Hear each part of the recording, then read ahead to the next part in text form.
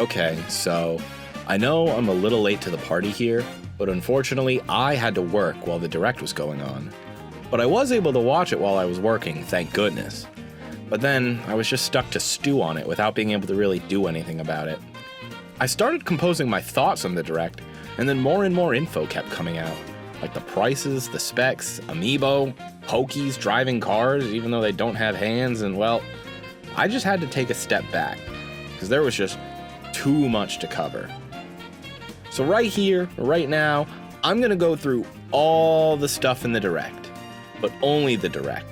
I'm not gonna talk about anything that came out afterwards as far as pricing and stuff, just to keep this video a little more reeled in and focused.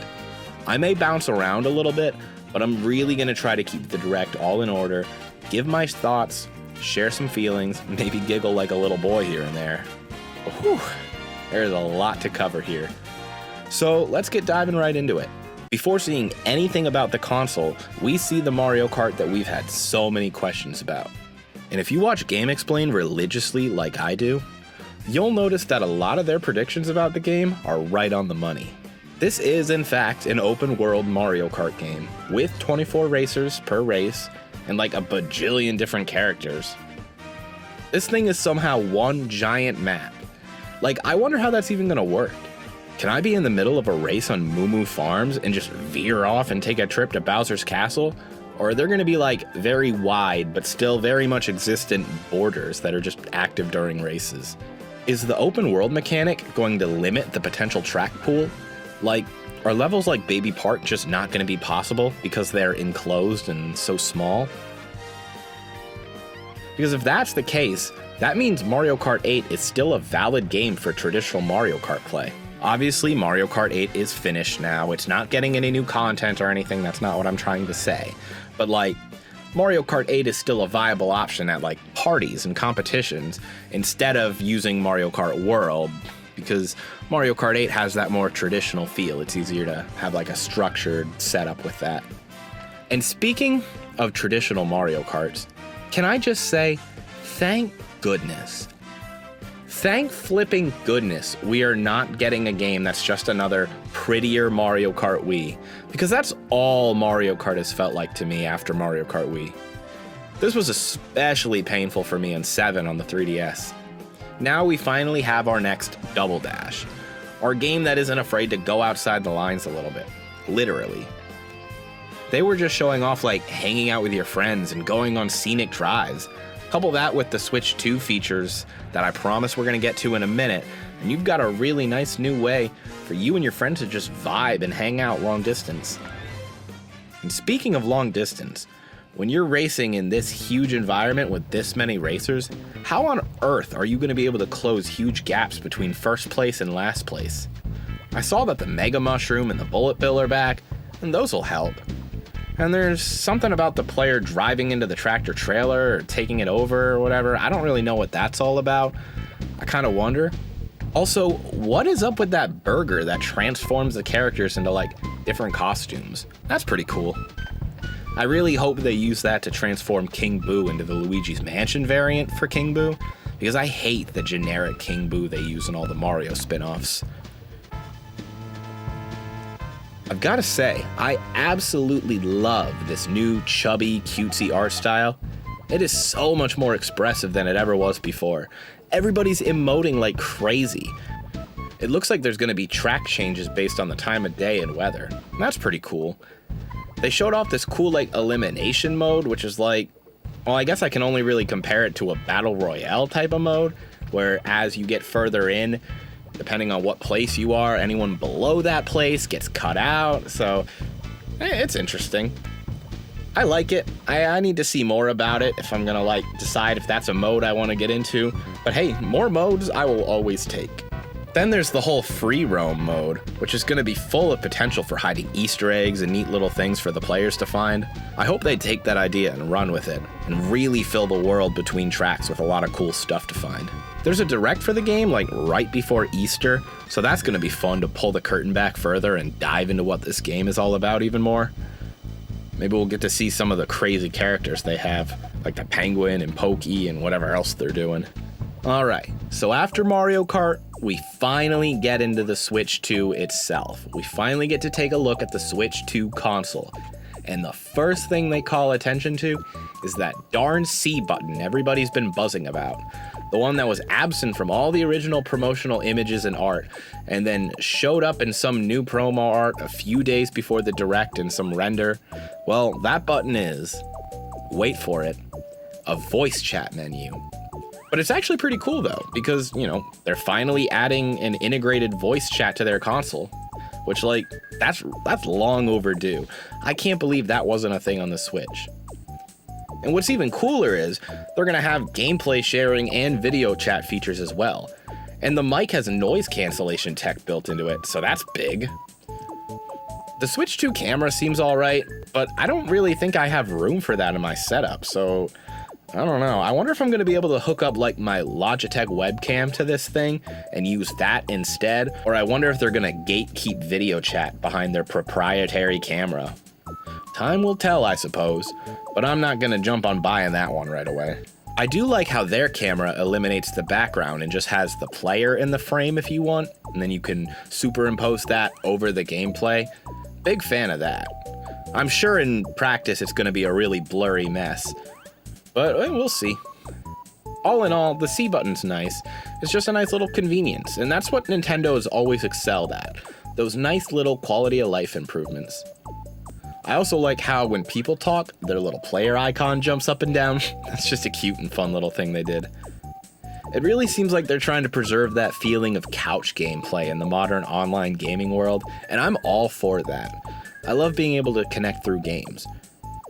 And also, I think running Fortnite is going to be elite like that. Now, let's talk about game share for a second, and I mean just a second. I don't have much to say about it. It's literally just DS download, and you can do it over Wi-Fi. It's kinda a genius marketing strategy though. Like, one of the best ways to get someone to buy a game is to have their friend make them try it, and then they get hooked on it. I feel like this game will have that effect on some people, like, this game is neat. Maybe I'll buy it for myself and show it to my other friend. I bet Carl would love this game. Moving on, let's talk about the specs of this thing. The specs on the Switch 2 are just bananas. It's bigger than the Switch, but somehow they managed to keep it down to the same thickness. This thing can run up to 120 FPS in handheld mode, and it has a 1080p LCD screen, which is capable of HDR. I'm calling it right now, the launch model of this thing is going to have an absolutely garbage battery life. Like, running on max specs, there's no way this thing is going to have more than like an hour or two of battery life. At modest specs, it might hold up like 5 to 6 hours. The controllers themselves are honestly so cool. They're bigger, the back buttons aren't the size of Tic Tacs anymore, and the sticks are even bigger now. Single Joy-Con play might finally be a viable option. Now, we knew about the mouse capabilities since before the reveal, thanks to our trusty leakers, but seeing how they use it is kinda crazy. Dual mouse may be the future of gaming for all we know. Nintendo has a tendency to be trendsetters. They also showed off 3D audio. It's got a really versatile kickstand. There's 2 Type-C ports on the thing, one on the top, one on the bottom, which is really smart and nice. The storage got a significant increase. The dock allows games to play on the TV up to 4K 60 FPS or 1080p 120 FPS, which is crazy because my TV can't even do 120 FPS. The freaking dock has a built-in fan too, so like, dock play must push this baby to her absolute limits. They showed off this welcome tour game thing. I refuse to talk about it in length because why on earth is this thing not free? You're basically making me pay to watch a tutorial with fun facts and a few minigames. I'm just gonna go watch someone play this whole thing on YouTube, and then I'll never have to worry about blowing my money on this joke of a product. Honestly, that's just insulting to the players. Like, yeah, they got built-in minigames and tech demos or whatever, but like, this is just silly. PlayStation did Astro's Playroom, and that was free. So like, why not just make this a free tie-in for the Switch 2? Who knows, those minigames might be enticing for someone. But nah, we're just gonna make selfish decisions here. That's fine, whatever. Okay, so once they're done talking about the system, they start to go into the games. But more specifically, they start talking about the cartridges, which are red now. And that's really cool. I like that a lot. The whole express micro SD card thing is going to be really hard and really annoying to explain to some of my older, less technically literate family members. I really dread those "now why did they have to go and change it" conversations. They show the new Pro controller. It's got a headphone jack and programmable buttons on the back. I'll probably pass on it for a reason that I'll get into later. But then after showing all of that, we get the date. June 5th. June 5th of this year, 2025, we are getting the next generation Nintendo console. Still no price at this point in the Direct, but we have a date. Obviously, they wanted to keep spirits high, and that price does not leave room for high spirits. I'll get into how I feel about the price for the console and for the price of the games later, but a little sneak preview is, I don't think the console price is that bad. Game prices is terrible. I don't think that's an unpopular opinion. But I don't want to talk about all that stuff. It wasn't in the Direct. So let's move on. The next thing they get into are the 3 game types. So first off, we got the Switch 2 games. Duh. Then we got compatible Switch 1 games. No idea what games wouldn't be compatible with the Switch 2 if they can run on the Switch 1. The only reason they're telling us all of this, though, is to break the ice on the third type, Switch 2 edition games. So do you remember how the PS5 dropped and Sony was like, for X amount of dollars, you can upgrade your PS4 games to PS5 games? Well, Nintendo is doing that for some games. So basically, they're gatekeeping improved graphics on games that you already own behind an arbitrary paywall. The whole thing just kind of feels icky to me. Here's the only thing that makes it redeemable in the slightest to me.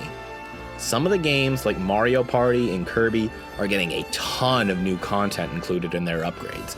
Kirby gets a whole bonus mini campaign, and Mario Party gets like 3 new modes and a ton of mini games.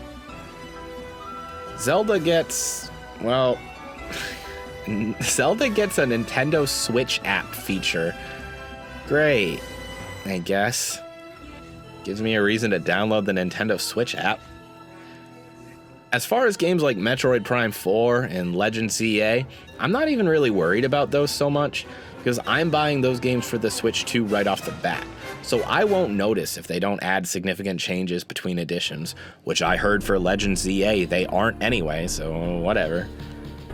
To upgrade your games, you have to buy these upgrade packs, which are essentially like little patches for your games, and they cost, well, we don't know. I swear, if these things are $30, I'm throwing a damn hissy fit. But after all of that, we start getting into the games, and they show us what's basically this console's arms. It's like a 3-on-3 wheelchair basketball game that uses mouse controls for the movement. It seems fun and gimmicky. If it doesn't cost a down payment on a car to buy this game, I might give it a shot for a few minutes. But then they get into a partner showcase. Basically an entire Direct's worth of games just tied onto this Direct. And they kick it off with freaking Elden Ring. Like, Nintendo isn't playing around here. They want us to know that this console can hold its own. If any game is gonna prove that, it's Elden Ring. After that, we saw Hades 2. That looked pretty good. I've never played the first, but I'll try it out if the price isn't egregious. After that was Street Fighter, which only really stood out to me for the amiibo. I need those, like, now. After that, they showed a new Daemon X Machina, which looks really good, super fast-paced and action-packed. That's really tempting to me, but the first one is collecting dust in my game case right now, so I may end up passing on that one. Then they showed Split Fiction, which seems like a fun game that my brother and I will probably talk about playing a whole bunch, but then never get around to buying. It looks fun. Kind of like It Takes Two. I like games like that. It's a good idea. Then they showed games like Madden and 2K and Hogwarts Legacy all come into the Switch too, and that's huge. Madden is going to attract a huge chunk of like the normie casual gamer crowd, which will be great for sales numbers. Next was Hitman World of Assassination, which looks fun and sort of goofy. I've never played any Hitman games, but its reputation cannot be overstated. Then we got Bravely Default, which also looked really good. But after that, we got Yakuza 0. That's another one of those games that had me like, wow, Nintendo is not pulling their punches right now. But then after that, I quite literally screamed when I saw that Koei Tecmo logo on the screen, because I knew it was going to be Hyrule Warriors: The Imprisoning War, which they ended up titling Age of Imprisonment, which is so freaking cool because now it's like consistent with Age of Calamity. Chef's kiss. Although I don't know if Rauru was voiced by Chris Hackney, and that kind of scares me because like if they can recast Rauru, what if Matt Mercer isn't back for Ganondorf? Oh. Either way, the game is going to be so much fun. For me, Age of Calamity is like part of my headcanon, so I imagine this is going to be like that too. The second I finished Tears of the Kingdom, I said, this game better get an Age of Calamity where we see Zelda's story, but slightly off somehow. And that's what we're getting here. The canon, not canon, loose prequel with a timeline-changing, non-canon climax that can cleanly fit into someone's head. It's convoluted, it's crazy, it's fun, I love it. I actually sort of predicted this in my predictions video. I predicted a Warriors game, but I predicted Xenoblade Warriors. But I'll take Imprisoning War over that any day. Okay, moving on. Let's see, what do we have here?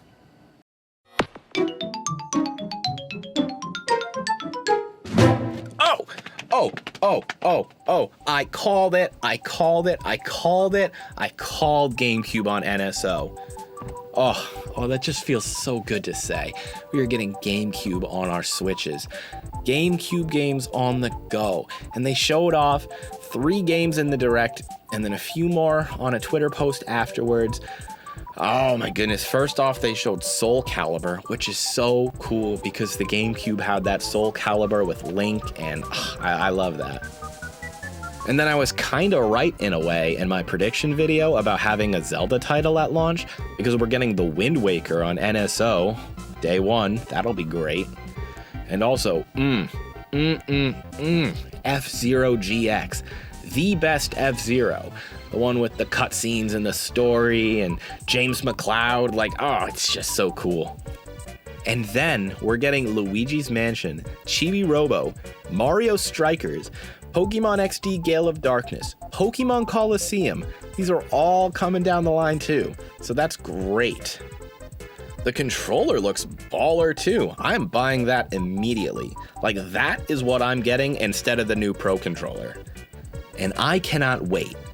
I can't wait for NSO to get Star Fox Assault and maybe even Star Fox Adventures. That's all I'm going to say about that. I can't wait. After the GameCube games, they get back into the partnered games. And what do we get? None other than Deltarune.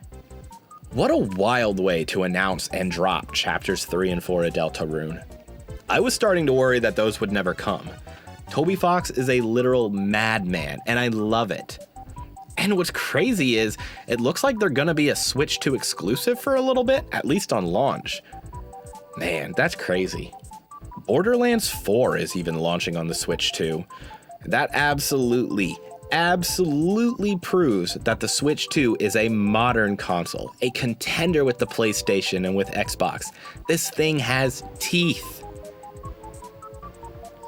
After that, we get some more reveals. Civilization 7, I don't really have a ton to say about that. I already mentioned 2K. Survival Kid looks silly, innocent, some co-op fun. I'm always here for that. Then we got Enter the Gungeon 2. It's in 3D. I don't know how I feel about that. Starseeker looks neat. I didn't really see too much about it. I don't really care, but games are games. But then after that, we get Cyberpunk 2077 coming to the Switch 2. That's absolutely insane to me, and I am here for it. Same goes for the Final Fantasy VII Remake, which I was so sad we didn't get on the Switch, but now finally getting it. Like, now we're just playing catch up as far as games go, and I'm totally fine with that. You know, maybe give me Red Dead Redemption 2 while we're at it. GTA 5, let's go, put it on the Switch.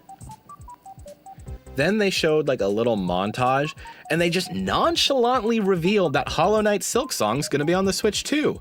Like, okay then. They showed Fortnite, and I just have to ask, is that getting mouse controls? Because if so, sign me up. Then they took a crazy long amount of time with some new game with like vampires and stuff. It's called the Duskbloods. The trailer was crazy long, and the game looks really, really impressive. It's not my cup of tea. I'm not really into the whole monsters, werewolves, vampires, dark and demonic shtick, but I can't deny that that game looks very well made. So cool. It's only on Switch too, and it's by FromSoft, so I'm sure it's bound to be good. But then we get Kirby Air Riders. Sakurai. Sakurai knew what he was doing with that trailer. That was a cheeky, intentional Smash Brothers fake out, and I love it. It has Sakurai written all over it. The sound work, the visuals, the grandeur of it all. That man knows how to make a game, and that man knows how to make trailers for a game. This is going to be a masterpiece because they gave it to the man himself, and I am so ready for a modern interpretation of City Trials. It's crazy that this is coming out this year. When they showed off Donkey Kong Bonanza, for a good second, I thought I was looking at like Yooka-Laylee or something. So then my mind went immediately to like, oh my goodness, are we getting some sort of cool collaboration with Microsoft with some sort of Banjo-Kazooie or something crazy? Then they showed us this beautifully ugly DK with super epic music, super fast-paced gameplay, and well, in a way, I called it. Donkey Kong will never be the same after the Mario movie, but I had no idea that this was going to be the direction they take with it. This looks insane and crazy and wacky and stylistic in ways that I could have never imagined. I do kind of hate that he wears clothes now. They mentioned that DK's in this underground world and that he can pick up or punch through just about anything. That's pretty wild. I noticed that the cutscene at the end shows him in normal DK attire, and there's like a little bit of gameplay during the trailer that looks like it's the original first level from Donkey Kong Country. Hard prediction right now, the game is going to open with the traditional whole banana horde being gone premise, and you're going to play the first level in a traditional 2D-ish gameplay, and at the end of the level, there's going to be a cutscene where like the inciting incident occurs, and then the game is going to turn into this new, unique, open-world DK experience. And I do think that's kind of awesome. And then that's pretty much it. They showed the game's packaging, they showed a Mario Kart digital bundle, and that's about it. After the Direct, more info came out, like price points and in-the-box content, but I'll save all those for another video. Try not to dampen the mood of this one. Want to kind of keep it optimistic. Coming off of this Direct, before knowing what I know now about prices and all that, I was feeling good. Like, this was a high right here, a Nintendo high.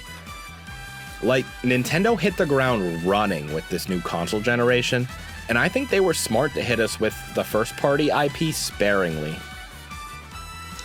If you think about it, in 1 year, we are getting a Mario Kart, a 3D Metroid, a mainline Pokemon, a 3D Donkey Kong, Kirby Air Riders, holy cow, that is 2 big racing games in 1 year, a story-heavy Zelda spin-off, Mario Party DLC, Kirby DLC, and a lot of huge third-party releases. Like, holy cow, I am gonna have to say no to a lot of games. And that breaks my heart because I want them all. The games that I can play on Xbox, like Cyberpunk and Hogwarts, they're just games that I'm gonna have to say no to, at least for now, even though I really want to play them on the Switch. It's good to have a loaded launch and all, but there is such thing as too much. And I think this might be towing the line, especially considering what we know about that price. I have mentioned the price a lot, I know. It's a giant $450 elephant in the room with all its little $80 elephant babies following it around, and I plan on making a video talking about that, or at least a few angry tweets. But either way, that's all I have for right now. One thing is for sure, just like the thumbnail says, Nintendo has games. They've got games for days, man. And hey, I'd rather live in a world with unlimited games than a world with no games. Although if I had no games, I could have unlimited bacon. Okay, now I'm just starting to ramble. Well, I'm gonna sign off and start finishing this monster of a video and get back to working on my schoolwork. I just started doing a dual major in finance and supply chain management, and I'm working full time. And yet, silly me thinks I can try to squeeze in a YouTube channel in the mix. I blew off my fiance for a whole day and a half just to write and record and edit this whole thing. But hey, this is what I'm passionate about, so I might as well give it a whirl. Let me know down in the comments if you made it through the whole video, and if you liked it, it sure would make my day if you left a like. If you want me to keep covering Switch 2 news, be sure to subscribe and stick around for a little bit. I can't promise I'll have my finger on the pulse like people like GameXplain and Arlo, but I'm plucky and I have a ton of heart, so that's gotta count for something, right? Well, God bless you guys. I'll see you all next time. Bye!